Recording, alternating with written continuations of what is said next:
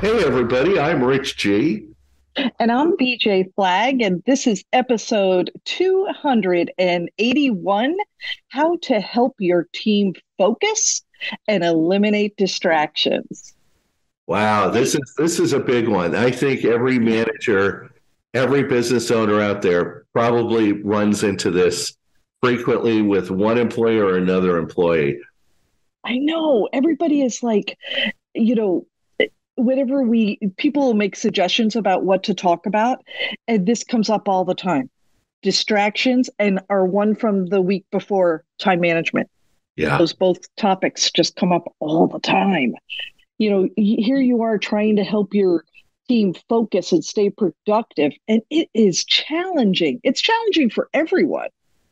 Yeah. So BJ and I have come up with 10 small strategies that can be easily implemented to support you in getting your team more focused and eliminating distractions. So why don't we kick it Yeah. off? BJ, what's our first strategy? The first one is set clear goals and priorities. Team members must understand what is expected of them and their role in achieving the team's goals. This helps them stay focused on task at hand and avoid distractions. Have them reiterate and review the team's goals and their goals in every one of those status meetings. It's imperative that kind of everybody has the group think the same concept of what's going to be happening.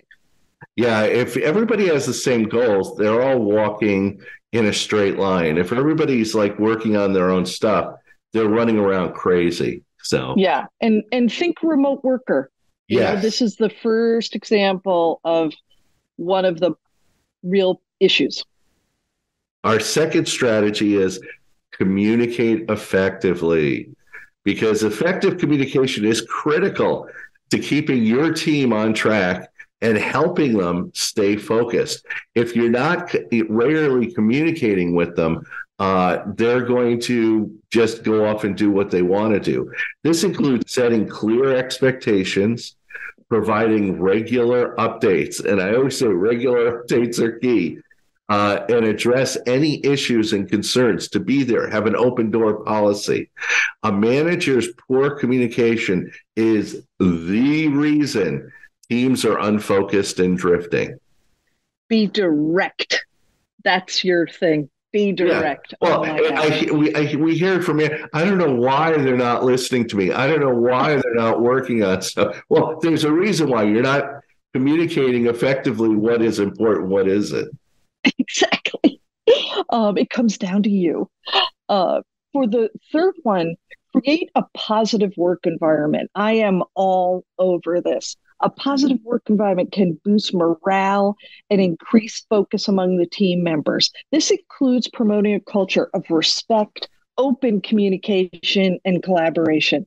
And it all starts with you. Ensure you deliver a positive and enthusiastic demeanor when interacting with each of your team members. The difference is dramatic. You could say the exact same thing two different ways, and it's going to be the decision of whether or not it's accepted. They reflect on your behavior toward others. Just remember that. Yeah, it's so important because people remember the bosses that treated them well, that acknowledged them, that came in with a happy face. And people Yeah. remember bosses that come in with sourpuss that are pissed off all the time. And it's up to you to create that positive work environment. Oh, for sure. Well, Absolutely. our fourth strategy is encourage breaks and downtime. If people aren't machines. They're not going to work like crazy. Taking breaks and allowing for downtime can help recharge each team member's batteries and improve their focus in the long run. Encourage them to step away from their desk, take a walk, participate in a fun team building activity. Send the team home early on Friday sometimes. Take them out to lunch. Go for a walk instead of a meeting in a conference room. Mix it up. The more that you mix it up, the Yeah. more people will focus when they're working. Yeah. We have a whole thing. The Pomodoro method. right? Where Hmm. you're working a certain amount of time and then there's 10 minutes. But we have a team like in the afternoon who go out for coffee. They relax, go for a walk, they relax, they get the thing. Clients know about it, so we get Dunkin' Donut cards. And it is truly a great thing. Just get out of the office and breathe air. We have parks near us. I mean, it's wonderful. Um, Here's a big one. Number 5, limit distractions. This is written for BJ Flagg. Distractions can be a significant barrier to focus. It's important to minimize them as much as possible. This includes turning off your notifications. Richard helped me with this, closing unnecessary tabs, and using noise canceling headphones. Huge, absolutely a game changer. And kick out any of those annoying employees that are drifting into your area. They're usually the people who are unfocused and they apply their destructive behaviors on others. I call them energy vampires. Not a good group of people. Yeah, these are people that if you work in a shared office environment or anything, these are people that don't want to work, that come over and bother you. And it's like, Yes. you got to just say, I'm really sorry, or have a sign. A lot of people I know have a sign. If my AirPods are in, don't bother me. That's If what they're we do. not, feel free to Yeah. talk to me. Yep, So. exactly. Well, our sixth strategy is provide the right tools and resources. This is key to help your team focus. They need the right tools and resources to do their job effectively. And this includes the latest software. Keep your eye on that. A comfortable workstation, buy new chairs and desks every so often, and access to necessary data and information. That's the number one thing. People get so frustrated when they have to go spend hours, half hour, hours trying to find information, when if you just bought this database or this tool or a new Oh, keyboard, they would work so much faster. You must be assertive with your boss or IT to stay up to date, effective, and efficient. So, yeah, big doings. Number 7, implement time management strategies. We talked about this in detail this past session, and it is so important. You actually making sure everyone understands it's important to you. Teaching time management strategies to your team can help them stay focused and on task.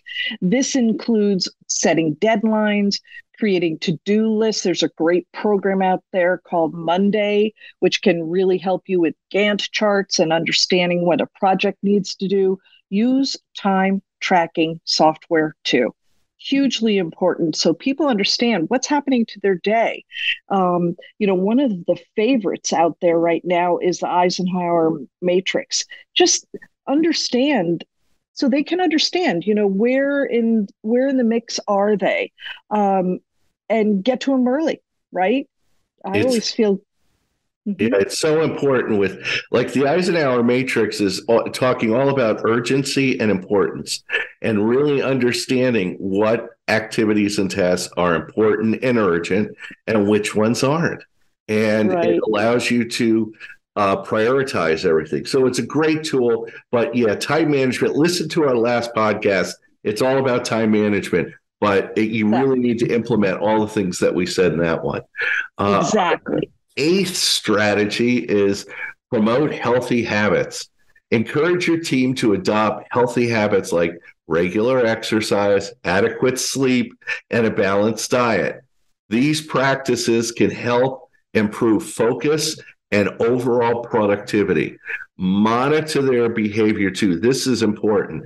If you're receiving emails at 2:30 in the morning, they are punchy or tired at their desk, or they stay too late every day. You need to talk to them and tell them, Yeah. look, we promote healthy habits in this office. If you're staying late every day, we need to talk. Maybe I'm giving you too much work, or if things are taking you too long. Let me see how I can help you streamline them. Yeah, we're real sticklers about that. We had a new person start and she was starting to stay over. And she would start talking to people who needed to leave at their designated time. I Sure. finally had to pull her aside and just say, no, no, no, that person's supposed to leave at this specific time. No conversation after that. No, Yeah. they get to leave. And she goes, oh, I'm so used to the New York behavior. And I went, no, no, we don't do that. We don't do So that. it's hard to break. Um, Encourage teamwork and collaboration is our ninth one. Collaboration and cooperation among a team members is just amazing. It's just, you can see how focused they are and how motivated they are. Encourage your team to work together to achieve common goals and to support each other. Someone has a specific skill, another person doesn't have that. Work as a team. Get the project to happen twice as fast. Um, Group experience mature employees with the newer novices. Those guys can learn a lot from each other. Yes, you think you're a mentor, but you're actually learning a lot. So we encourage that type of team.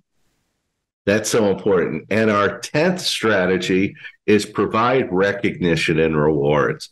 Recognizing and rewarding team members for their contributions can boost morale and increase focus.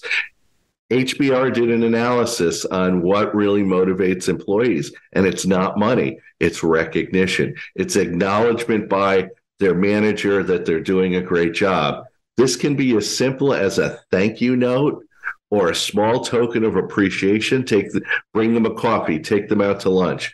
Acknowledgement is the key attribute most employees long for from their manager. Oh, definitely. We love to do that. I have an extra credit item that I'd like to throw in there, number 11. Single out the problem children. I don't want to bring this up, but they're in your company and you need to nip it in the bud. Yes, you can try all of these tips, but you're going to have a team member who just doesn't work. These are members that are too unfocused, they're slow, they procrastinate, they're disorganized, and they take too many breaks, and they are significant distractions. If the above methods don't work for you, 1 through 10, you need to have a sit down and have a serious talk with them. Yeah, you might even, if things get bad, you might have to give them a performance improvement plan, something which is kind of like a last resort kind of, you need to smarten up and get this stuff done in the next 30 days, or we're probably going to have a bad conversation. We're going to have to let you go. Because these problem children distract and unfocus the rest of your people. And they provide a focus. If they get away with this stuff, other people, the good workers, will start doing what they're doing. So you have to nip it at the bud. I had a client that I spoke to yesterday, and she actually she laid off 2 people and had talks with everyone else. And everybody was like, oh my God, I can't believe this is happening. But they said, oh no, you're fine. But these other 2 people we had to let go. It sends a ripple effect throughout your team. So yeah, and it's how you handle it. Don't you believe, Richard? It's how you handle it. And I really feel that when you said nip it in the bud, I couldn't have shaken my head yes more, because it's just, don't let it fester. Do not let it fester. Yeah, there are too many conversations I have with clients where I go, we're talking about Susan too much. Susan, it's like every week there's a problem with Susan. And I'm like, okay, it's time to fire Susan, or to let her go, or to reduce her hours or something, because we've been talking about Susan for 3-4 months now. So I'm usually the impetus to get them to take action. When you think about a book that could possibly kind of connect all these things, it's not really out there. Yeah. But you have a great suggestion. Yes. Just pick one action and try it this week. We've given you 11. So by implementing even one of these strategies, you can create a supportive environment that encourages focus and productivity while promoting a positive work culture. We're not sacrificing one for the other. It's not binary. It's and where you can do focus and productivity and have a positive work culture. So for sure, definitely. And that's it for this week. You can reach out to me at richg.com, or you can find BJ at newrenew.com. And thanks to our producer, Richard Scalzo. He's the best. And have an unbelievable week, and catch you later.